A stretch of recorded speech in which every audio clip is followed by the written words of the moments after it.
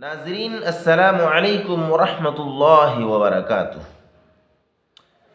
ناظرین، آج ہم بات کرتے ہیں کہ ہم میں سے وہ مسلمان بھائی، وہ اہل حق، وہ اہل ایمان جو مظلوم ہیں، دبائے جا رہے ہیں، مشکلات کا سامنا کر رہے ہیں، آخر ان کے لیے اللہ کی طرف سے مدد اور نصرت کی راہیں کیوں نہیں کھل رہی ہیں؟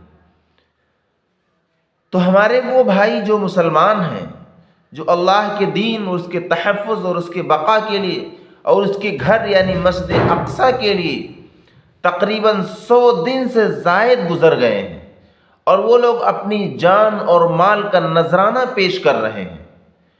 معصوم بچے اور بیویاں، عورتیں، خواتین، یہ سب بھوک اور پیاس کی شدت سے موت کے قریب پہنچ چکے ہیں، کیونکہ دشمنوں نے کھانا پینا، دوا، علاج سب کچھ بند کر دیا ہے، گھروں کو تباہ کر دیا ہے، مسجدوں کو تباہ و برباد کر دیا ہے، اسکول اور کالجز کو ختم کر دیا ہے، ہسپتالوں کو ختم کر دیا ہے، چاروں طرف سے ایسی ناکہ بندی کر دی ہے کہ سانس لینا محال ہو گیا ہے۔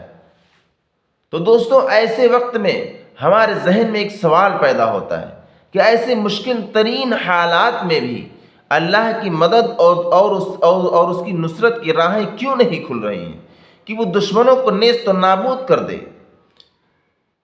کہیں ایسا تو نہیں کہ ان مجاہدین کی نیت میں کھوٹ ہو، ان کا مقصد سیاست کو بچانا اور اپنی کرسی کو چمکانا ہو؟ تو ہمیں اپنے دل میں یہ بات گھر کر لینی چاہیے کہ وہ مجاہدین جو اللہ اور اس کے رسول کے دین اور تحفظ کے لیے اور مسجد اقصیٰ کے بچاؤ کے لیے جو لڑ رہے ہیں، جو جہاد کر رہے ہیں، ان کا مقصد صرف اور صرف اللہ کی رضا ہی ہے، دین کے تحفظ ہی ہے۔ مسجد اقصیٰ کی نصرت کے ضابطے کیا ہوتے ہیں، اس کے طریقے کو اچھی طرح سمجھتے ہیں۔ بغیر اللہ کی مدد اور اس کی نصرت کے ضابطوں اور طریقے کو سمجھے ہوئے ہمیں اس الجھن سے نہیں نکل سکتے ہیں، ہمیں اس سوال کا جواب اچھی طریقے سے نہیں مل سکتا ہے۔ تو دوستو، اللہ کے یہاں مدت اور وقت اور ٹائم کا شمار ہمارے ٹائم، ہماری مدت، ہمارے وقت سے بہت مختلف ہے، کیونکہ ہمارے لیے 2 4 سال، 5 سال، 10 سال بہت معنی رکھتے ہیں، لیکن اللہ کے یہاں 10 20 سال کی بھی کوئی حیثیت اور اہمیت نہیں ہوتی ہے۔ قرآن میں ارشاد ہے وَإِنَّ يَوْمًا عِنْدَ رَبِّكَ كَأَلْفِ سَنَةٍ مِّمَّا تَعُدُّونَ، کہ اللہ کا ایک دن تمہارے لیے 1000 دن سے برابر ہے، دن کے لیے ہے۔ اس لیے اللہ کی مدد اپنے وقت، اپنے ٹائم اور اپنے وقت کے حساب سے آتی ہے۔ اللہ دیکھتا ہے، پرکھتا ہے، اپنے وقت کے حساب سے دیتا ہے۔ ایسا نہیں کہ بھیڑ میں جتنے لوگ ہوں سب پر اللہ کی رحمت کی اور اللہ کے انوار و برکات اور اللہ کی مدد اور نصرت کی برکھا برسنے لگے۔ اور جو وقت یہ ہوتا ہے، یہ ہمارے لیے بہت زیادہ معلوم ہوتا ہے، لیکن وہ اللہ کے لیے اس کی تھوڑی سی قیمت ہوتی ہے۔ دوستو، انبیاء اکرام علیہم السلام کے واقعات سے ہمیں یہ بات معلوم ہوتی ہے کہ فرعون کے ظلم و ستم سے چھٹکارے کے لیے تقریباً 60-70 سال کا وقفہ لگا ہے۔ فرعون ہی کے گھر میں حضرت موسیٰ علیہ السلام کی ولادت ہوئی۔ اس سے پہلے فرعون نے بچوں کو ذبح کرنے، ان کو ختم کرنے کا حکم جاری کر دیا تھا، لیکن موسیٰ علیہ السلام اسی گھر میں پروان چڑھے، بڑے ہوئے، نبوت ملی، پھر پیغام پہنچانا شروع کیا، پھر اخیر میں جا کر کے اللہ نے فرعون اور اس کی قوم کو دریا میں لے جا کے ڈبو دیا۔ مشہور کہاوت ہے نا کہ اللہ کے گھر دیر ہے لیکن اندھیر نہیں ہے۔ اسی طرح دور نبوی میں بھی بعثت کے بعد تقریباً 21 سال کا وقفہ لگا ہے، تب اور اس سے پہلے مشرکین مکہ نے، کفار مکہ نے مسلمانوں کے ساتھ، صحابہ اکرام کے ساتھ، اہل حق کے ساتھ ظلم و ستم کی کیسے پہاڑ توڑے ہیں، لیکن وہ اپنے ایمان سے ٹس سے مس نہیں ہوئے اور ظلم و ستم برداشت کیے۔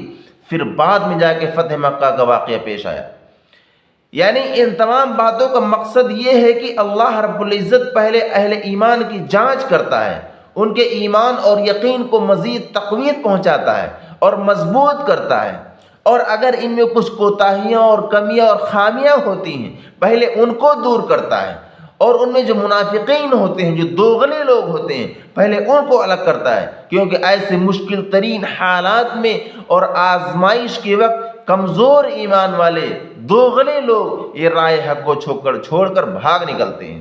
جو لوگ کسی دنیاوی مفاد کے لیے مسلمانوں کی پناہ میں آتے ہیں، یہ لوگ بھاگ نکلتے ہیں۔ جب ایسے لوگوں سے پورا گروپ اور پورا معاشرہ پاک ہو جاتا ہے، تب اللہ تعالیٰ کی مدد اور اس کی نصرت کی راہیں کھلتی ہیں۔ اور اللہ کا نظام یہ بھی ہے کہ وہ اہل حق کو شکست دے کر، کبھی فتح دے کر، یعنی دونوں طرح سے آزماتا ہے۔ یہ دنیا دار الامتحان ہے۔